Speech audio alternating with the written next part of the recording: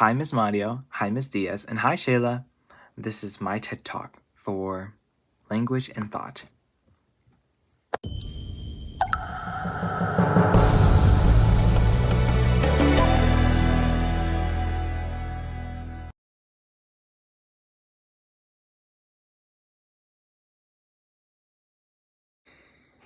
Did you know that the world is filled with diversity? We have over 7,000 languages. It is incredible how different they all are. It makes you wonder, how different can their words be from what I speak? Do you ever wonder if a guy that speaks French can see the same thing as a woman who speaks Arabic? The world is entirely different if you think of it differently. Somebody once said, to have a different language is to have a different soul, which makes you wonder, how does language affect the way we think? Why do we think the way we do? What is the connection between language, thought, and reality? Lakoff is a professor at the University of California. She works to raise awareness about language and how language is being used to create power structures. Borditsky is an associate professor of cognitive science at UCSD. According to both Lakoff and Borditsky, people think the way they do because language affects the way people see each other and the world, which creates cultures of hate, but through better education, it can create cultures of unity and understanding via acknowledgement and celebration of difference. Therefore, the study of language and thought is essential for understanding the world differently and being able to see the world through more colorful and unique ways. I will be breaking this down into 3 different segments. The first segment would be effects on oneself and others. The second segment would be how language that is inherited versus how language that's natural are different and how they contrast against each other. And the last segment would be inside and outside forces of language. The effects on oneself and others are enormous in each language. Moreover, how we use these words for ourselves and towards others is damaging. One example is by Lakoff. The word enemy itself provides a facelessness of a collective noun. However, its non-specificity also has a fear-inducing connotation. Enemy means those we are fighting, without reference to their identity. When actions fail, words speak. That is a phrase I often use when we cannot act upon something because of a barrier. Words can help ease the idea of hurting another person. As to why the language used in war terms like enemy or target to make the mission easier to do.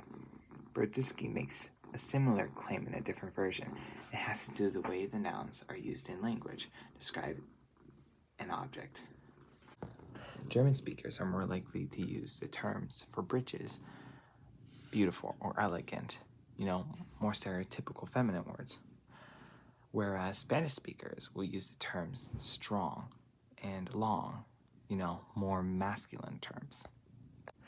These words influence how a person would describe something or someone as one thing or another. It's very black and white. Furthermore, with that, it makes it easier to sympathize or to feel sympathy for someone or something.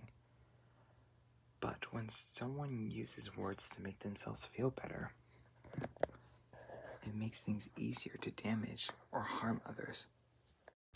Lakoff mentions, just the fact that we can name them gives us a sense of superiority and control. If, in addition, we give them nicknames, we can see them as smaller, weaker, childlike, not worth taking fully man. With the idea of human beings being able to name things to gain a sense of superiority, certain words that we use in our day-to-day life are used to gain a sense of security, to feel safe.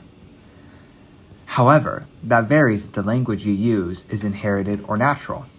The difference between inherited language and natural language is that natural language adapts and changes as much as we humans do. But if you're learning a language from a family member, it's passed down by generations and generations, with little additives here and there. These differences can alter someone's reality so drastically that stories would not match up or make sense. For example, In Deutscher's article, he writes how the Google Yammer language is completely different from American English. He writes, if you speak a Google Yammer style language, your memories of anything that you might ever want to report will have to be stored within cardinal directions as part of the picture. Deutscher. It is mind-blowing because when I retell a story, I do not use cardinal directions. I would say, oh, the table was near the window, or the person was standing next to the tree. Because the Google Yammer style of thinking was not introduced to me when I was younger.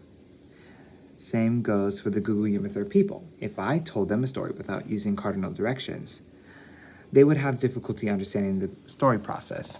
As Boroditsky once said, the language guides our reasoning about events. Language can alter how we think about others.